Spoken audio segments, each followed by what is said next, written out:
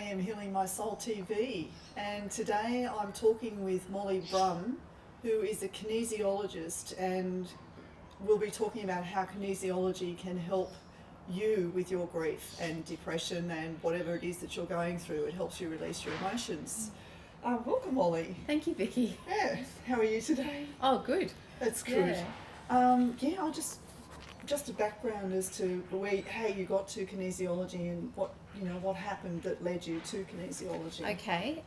I was living in Melbourne and I was a student and I was quite sick, and I kept going to the GP who kept giving me antibiotics, and I had an epiphany and I thought, these aren't working. And I'd also had a friend give me a card for a kinesiologist. Right. What?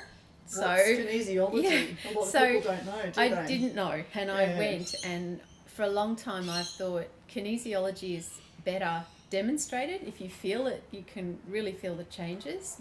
I couldn't explain it for a long time, but now I'd explain it like I'm your stress GPS. So kinesiology will work out exactly where you're holding the stress, and it will also work from the energetic level, so out here in your auric field, and you'll come into your chakras right down to your physical body, cellular level. It sounds wonderful. Have you experienced grief yourself and then used it for that as well? Yes. Yeah. A lot of grief, really, when I think back over the years, when you think of all the people who have died and the ways they have died. Yeah. But the most compelling would be my mum, and she had breast cancer. Okay. And 4 years after her death was when I was really sick with this lung coughing thing, and I thought I was going to break a rib. I didn't even think of mum at that point. And on a more conscious level, I was also sad. So that's also grief, but I was sad and feeling the loss of a dream, because I had trained and geared my whole life up to be an actor, and I was going to teach. So I was doing my teaching degree, and I thought that was the end of the world, as you do in your early 20s, everything's that big. So I was very sad about that. I had this thing, I thought I was going to break a rib if I kept coughing this hard, and so I went to see this kinesiologist, and he... with kinesiology, you massage points, you work with acupoints, you can work with sound, like this is sound therapy over here. Okay. You can work with essential oils, so perfumes, essences, flower essences. So you work vibrationally, but also physically. Right. I walked out of my first session and I thought, I've got Molly back. Wow. And then I thought, I don't know where she went. Yeah. Because if you think you got yourself back, then you start thinking, where'd I go? Yeah. Because there's that a fog that you're in when you lose someone. There's this grief where you're there but you're not there. It's like it's your shell that's there. Yeah. And it can take a period of time before you actually recognise that it's been grief that you've been in. And you can see it in other people that they're going through the motions. Yeah. You keep doing things and people tell you it takes time and you kind of just got to keep going and that sort of thing. Yeah. But then the next question is, while it's taking that time, what could you do to support yourself and to help move things that are stuck? Yeah. Because when emotions get stuck, your body gets stuck. Yeah. Like that's a dramatic way to show and it. That's when disease and illness sets in, doesn't it? Because you're at that low vibration as well. Oh, yeah. Because grief is the lowest. It is the lowest vibration. So it's definitely going to be something that will affect you physically and mentally. And if you're at that really low vibration, you will attract low vibration experiences. Yeah. So that's where other negative things can happen in your life. Yeah. Because you're already down there, if you like. So it's about letting people, giving people the knowledge that there's something there that can help them from the very beginning, really, of grief, because often we let it go for years and years and years, and then it just builds up and builds up and builds up, and then we become train wrecks. Or something even bigger happens to you, and that will then push you to get help. Yeah. So it's like you can go that far, or you could step in a bit earlier and get support that's actually really, it's non-invasive, it's really supportive, it's like having somebody hold your hand and just say, we can walk this part of your journey together. Yeah. Because I think that's something important I'd like to say is, it's not something you get over. And I had a boyfriend say that. because I really wanted him to meet my mum, and he Yeah. couldn't. Yeah. And a bit like with the photo, Yeah. I showed him a photo of my mum, and I said, well, this is the only way you can meet her. Mm. She would have really liked you, and I think you would have really liked her. He had never lost anybody in his life, and he probably was really uncomfortable, and he just went, oh, you should be over it by now. Oh. And that was 2 years after she died. Yeah. And I think because of my own life experiences, I could see that. So I wasn't too harsh on him, but I just thought, you don't get it, and you won't get it until you've actually lost somebody who's really close to you Yeah. and means the world to you. And there's a sense they are still with you. Oh, It's not definitely. like, No. but it's hard, isn't it? It's like they're in Yeah. another room, but you can't visit them. Yeah, it is. Yeah, it's, You can't it's ring them up. frustrating. You know, I wanted to ring Mum and say, Mum, I'm pregnant now, help. What Yeah. was it like for you? What did you do? And there's no phone to Yeah. heaven. And I was, Yeah. you know. That's true, and I think Yeah. it's a community that forms of people that have lost someone that they love, because they all understand what each one's going through, whereas people don't know how to treat you when you've gone through grief, as you said with your friend. Yeah. And often they will just vanish out of your life because Yeah. they don't know what to say, and they feel a little bit fearful, I Yep. think, of, And they can you pull know. right back. Yeah, I don't know whether they think that the ghost is going to pounce on them or something, but I don't know what it is. I suppose they just feel so uncomfortable, and that feeling of powerlessness, yeah, you can't help. yeah, And I imagine that can make people pull back from somebody who's really grieving. Yeah. So there's what I mentioned before, you've got compassion fatigue, yes, where you just, oh, do we have to go through this again? And Yeah. have another cup of tea, Vicky. yeah, A yeah. spoonful of sugar for the shop, Vicky. You know, but there's also the person who they'll just pull away because it's so uncomfortable. Yeah, And they're all ways that we deal or cope with something.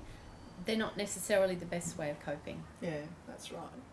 So if someone came to you in grief, how long would would there be a time frame that you could give them for healing with kinesiology? Well, everybody's unique, so I would be loath to say, person A, one session will do it, baby. You know, that's person not B, gonna work. you're the long haul trip. Yeah, We're gonna yeah. go for a long time. Yeah. So I think it really depends. Kinesiology is so individualized. So everybody comes in and they have their own unique set of circumstances. Yep. They have their own way of holding the grief in their body. Yeah, And they even have underneath that subconscious beliefs that will drive their situation without them even realizing it. yeah. Somebody Yeah. might have been told, get over it. But also, I suppose they can be affected by things that have happened to them in the past as well, and so Yes. they've got underlying emotions from some other trauma that's happened. Yes. And then each trauma will build up if they've not released those emotions. So you can be doing 2 or 3 lots of grief healing with that person, couldn't Yeah. you? Depending on And how old they are and The everything. kinesiology will give you the priority. Yeah. Where's the priority right now for that person? Yeah. And then it'll give you a clear picture of you might need, say, 3 sessions. Yeah. You might need 5. Yeah. That was also what I liked about it. There was a sense, when I said I got myself back, there was Yeah. a sense I was really going to progress. Yeah. And I didn't know how long, but I was willing to commit to whatever that journey was, because it's not painful, and being stuck in grief actually is painful. Yeah, it is painful. Well, I might get you to show me a few of these little tricks of the tray that you've got. Yeah. Yeah, so yes, show us what you can, what have you got there? Okay, well, I brought in a couple of things that are visual, because it's pretty hard to show energy on Yeah, camera, isn't it? yeah. But the way a kinesiologist works is we will use muscles and do muscle monitoring to find out where you're holding the stress. Okay. And there's a lot in that, but I won't go into that in detail. But basically I want to say that with grief, I don't believe you can outgrow it. I don't think you can outrun it, and I don't think you can outthink it. Yeah. It becomes part of who you are, but it doesn't have to be a debilitating part of who you are. Mm. You always want to honour the person that you loved. Yeah, definitely. Or at some point you want to remember, say it was the loss of a job caused the grief, because grief can be for so many different things. Many, yeah. You might be so angry and annoyed about the loss of that job, but there's a point where you'd like to be free of that anger and remember the good stuff about it and why you enjoyed it and what you could actually take with you into the next part of your journey. Yeah, which is the same as when you lose, like I lost my son. So it's when you get through that pain, it's about celebrating his life and then remembering all the fun times that we had. So you don't want to be remembering that dreaded night, and you don't want to be remembering what was the lead up to it all and the anger that happens on the night, or disgruntledness with doctors and things like that. You don't want all of that, the bad memories. You want to have all the good memories. I think that part of it is you don't want the shock of the event to be all.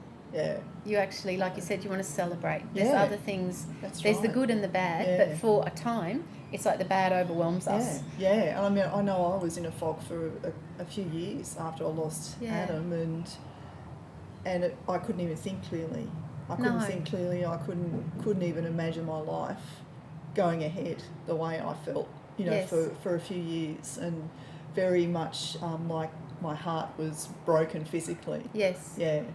And I know that it can really affect the energy with your body, and I would feel sometimes like I was going to have a heart attack. That's what it would feel like. Yes. And I was so upset. Yes. And it's a physical pain that you actually feel, and it's very hard to describe. Because it's so physical, the pain. And under it, I think there's a sense of hopelessness. Yeah. Will I ever get over this? Is there... And people might give you platitudes. There's light at the end of the tunnel, Vicky. Yeah. And you feel like swearing at them. Go away. But then you put on I would put on a face. Oh, the and happy go, face? Oh, everything's fine. Yeah, everything's fine. And then I'd have one particular friend that I would see, and I don't know how many times I burst into tears when we met up for coffee in public. I was crying. It was like, but I was real with her. Yes. And with other people I couldn't be real. And that's a problem in today's society, is that people can't be themselves because they feel like they're being judged, that, they should be getting over it. Yes. And I don't know where that comes from, I should be getting over it, but that's how it was for me. Well, that's the strange thing of saying there's a time limit. Yeah. I had a client recently who we discovered a subconscious belief to do with unresolved grief and an expectation that it had to be put away. And by not fully expressing it, then it does get suppressed and it will manifest maybe in a physical illness, maybe in repetitive thoughts that you just can't get rid of, obsessive thoughts, all sorts of ways. Yeah. But would you like me to show you something? Yeah, give me a demo.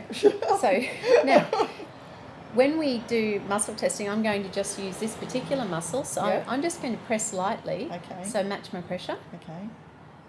And this is the joy of kinesiology. It's non-invasive. You stay dressed. Yeah, that's good. I don't want to be taking my clothes off. No, like in a massage or something. It's a bit different to that. But okay. Yeah, so match my pressure and hold. And then if I just physically challenge that muscle and feel it start really unlocks, so we'll turn it back on again. Now, as we've said, grief is a journey. So I've picked out a couple of really... clear emotions that can happen. So I'm just going to scan those and I'll read them out as I do it, and we'll see which one matches for you. Okay. So just at this moment, where you are in your life journey, coping with the death of your son, which I know is a very big thing. Yeah. So just match my pressure and hold. So we're looking for when your muscle unlocks. Okay? Right. So we've got pining, holding on, stuck, anger, feeling hysterical, sort of out of control emotions, needing soothing, feeling rejected, deep hurt, feeling alone or alienated, sadness, ongoing hurt. Okay. That's the one. Okay. So now I'll just hold that energy in my body like a recording, if you like. Yeah. So we've got this unlocking muscle. Yeah. So let's see if sound would be a key thing for you. So I'm just going to ask, will sound help at this stage? It will. So each one of these represents a meridian, Okay. So I'm just going to find, if you match my pressure and hold, I'm just going to find the meridian. Surprise, surprise, it's the lung meridian. Oh, And lung is in the Chinese medicine metal, so Yeah. it's really tied in with grief. Yeah. Let's see what it's in relation to. Lung in heart. Okay. So we've that got- all ties in. It does. Now, are you right-handed? Yes. Good. So I'll hold the lung because that's our first meridian. Okay. So remember I've said things like latitude and longitude? Yes. So it's like here's the lung meridian and here's where it connects with heart, Okay. that point. Okay. I'm just going to stand up and I'll Okay. come behind your ears.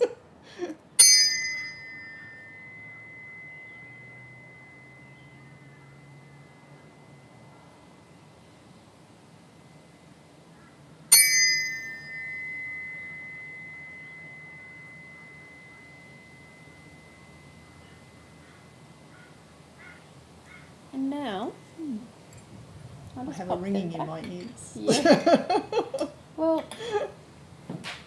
sound is powerful, and sometimes we don't make certain sounds. We won't go there. Yeah. So Yeah. you can do a whole sound balance. But let's have a look now and see. So if you match my pressure and hold, and we just ask the question about ongoing hurt. Okay. So that's released That's it. released it. Yeah. Oh, wow. Now let's see if there's one other one we can. Okay. You've got guilt, denial, raw emotions, and I'll go back through just this list. I've really narrowed it down, so obviously you can go wider, but I've narrowed it for the point of the interview. So pining, holding on, anger, soothing, rejected comes up. So underneath the ongoing hurt, maybe there's some sense of rejection. Not that he rejected you by dying, but it might have triggered feelings of loss and rejection in the past. Yeah. So let's see now if there's a definitely. flower essence that would help with that. So we've got rejection or rejected, and we've got these flower essences are here. That one straight away seems to come up. Okay, so this flower essence, you can have it on a pulse point, or you can have a Right. couple of drops in your mouth. How would you? Okay. Might be easier on a pulse point Pulse today. point, yeah. Yeah. So just put a drop there, and you can rub that into Rub your it in. pulse points. Yeah. And flower essences work vibrationally. Okay. Do you rub it in? Oh, it'll dry pretty quickly. It's very straightforward. So let's have a look. And in relation to your grief and feelings of rejection, now that's holding really well. Does it need anything more? No. So we could go again, just on that. So we've sort of done a layering in a simple way. So pining, holding on, anger, soothing, deep hurt, alienated, guilt. Oh, yeah. Underneath guilt. everything. Guilt. That makes sense, doesn't it? So Yeah. now let's see if one of the, this is aromatherapy and colour therapy, if one of these would help with the guilt. Not that one. That one will. Okay. Well, This there's one- always an underlying guilt with a mother losing a child, I You think. can relax your arm, yeah. And thinking, could I have done more? What if I'd done this? What if I hadn't done that? What if somebody else had done X, Y, Z? Yeah. And it just can radiate out, kind of. Yeah, that's right. Yeah. So the one you picked is turquoise. Oh. And this is beautiful. These are from the south of France. They're organic perfumes. So here we go. Rub your hands together and then let it dry a little bit. Oh, man, that smells so nice. Just bring it up and take in deep breaths. Let's breathe that in. Turquoise is beautiful. Oh, it's beautiful. And it will also help integrate, because something you mentioned before, being in a fog. Okay. So, yes, so that smells amazing. Molly. Great. Yeah. Well, I'm just trying to remember, where did we start? We ended up with guilt. Guilt. No, we yes. ended up with, and the layer at the bottom was guilt. Then we Yeah. had rejected. Yeah. And the first one deep was deep hurt. hurt. That's Yeah. right. Yeah. And then, so we went from sound, and we used an essence, and then we even used a aromatherapy tool. Which is lovely. Turquoise, and I'm just going to use myself. Well, actually, could use you. I Yep. will. Let's use you. Yeah. Match my pressure and hold. And I'm just going to scan my turquoise book. I'll put it up there so I can see a bit better. loosening of all muscular tensions. And you can imagine all those feelings. Rings a bell. Yeah, you end up with a pattern. Yeah. That's what I find. And everybody will have their own unique pattern where you Yeah. hold tension. Yeah. And Up here in my shoulders. yes. Yeah. Yeah. Mm. Yeah, and it kind of...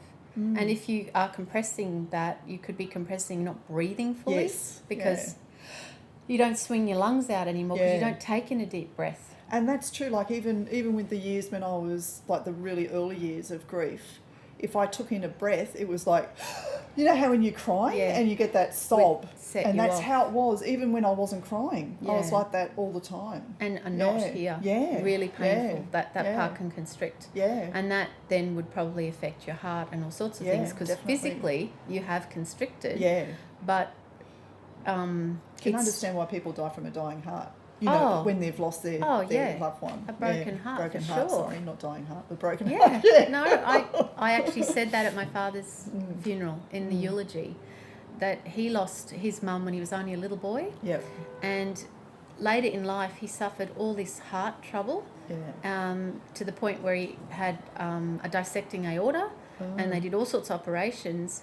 And when I had to write his eulogy, it just struck me that he'd had a broken heart since he was an 8-year-old boy, and he'd had to just cope with that. Yeah. And then, you know, as a man of 70, it finally took its toll. Yeah. His heart was like, that's enough. I can't keep going. Yeah. And I think that, and he was definitely what you said before, the happy face. Yes. Because in the flower essences, that's called, there's one in particular, it's an English flower essence, it's called agrimony. And you put on the happy face because underneath so sad and awful that you don't want to go there. No.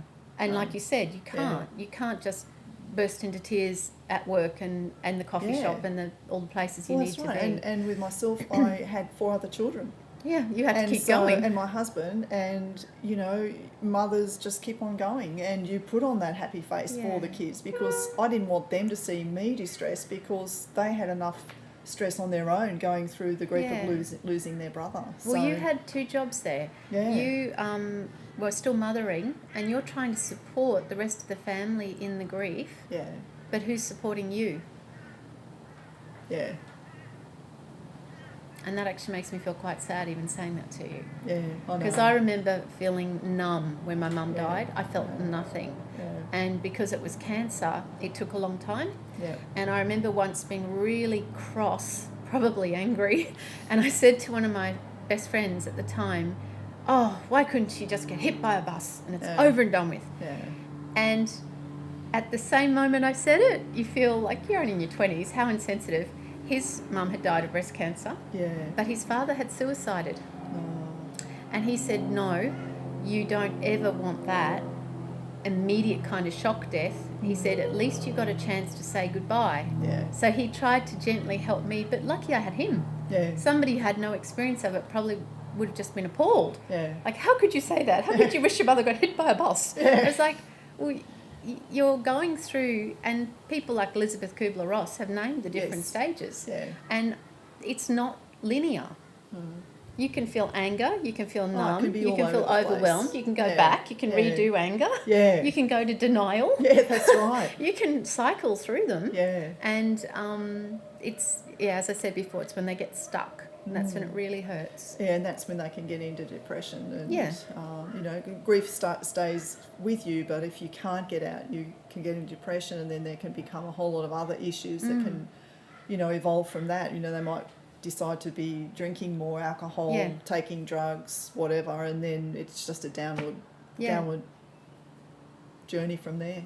Well, with kinesiology, because each person is so unique, so I could get one person who can't stop crying. Yep.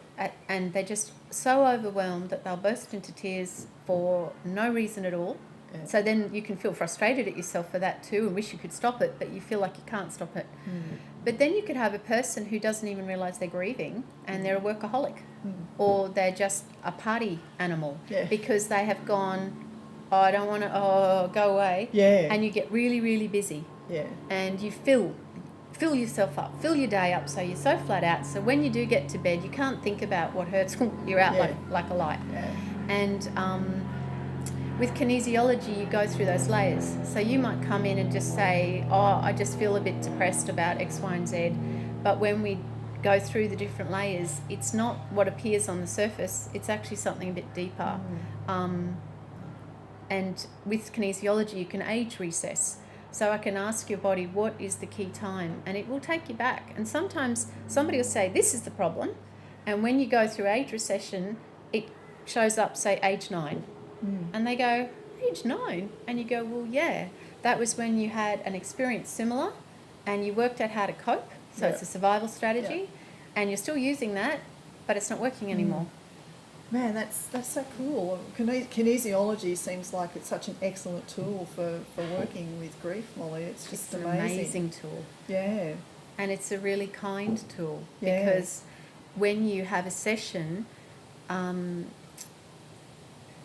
it's not like you'll fall apart completely and you can't be put back together. And that's, I think, why sometimes people don't want to talk about it anymore. Yeah. Because they're scared they will go to that place and they will just be a blithering mess or a mess in whatever form so it is. you don't actually have to tell the person what's going on in your life when someone comes to you. There's a lot of people, you know, a lot of